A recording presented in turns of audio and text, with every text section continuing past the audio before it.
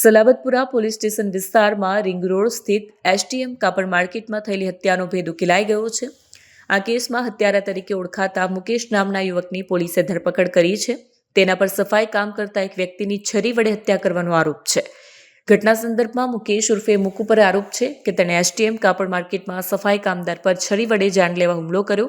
આ હુમલામાં ઘાયલ થયેલ વ્યક્તિને સારવાર માટે સ્મીમેર હોસ્પિટલમાં લઈ જવામાં આવ્યા હતા, જ્યાં ડોક્ટરે તેમને મૃત જાહેર કર્યા. પોલીસ તપાસમાં હત્યાનું કારણ અનૈતિક સંબંધ હોવાનું સામે આવ્યું છે. આરોપી મુકેશે તેની ભાભી સાથે અનૈતિક સંબંધ હોવાની શંકામાં હત્યા કરી હતી.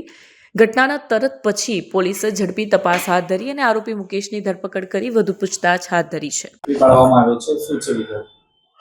સલાબતપુરા પોલીસ સ્ટેશનમાં ફરિયાદી છે વિનોદભાઈ ચૌહાણ. એને ફરિયાદ આપેલ કે પોતાનો પિતરાઈ ભાઈ છે સરદાર, એ જે એસટીએમમાં સફાઈ કર્મચારી તરીકે કામ કરતો હતો, એને મુકેશ નામના આરોપીએ હુમલો કરી અને છરી મારેલ છે.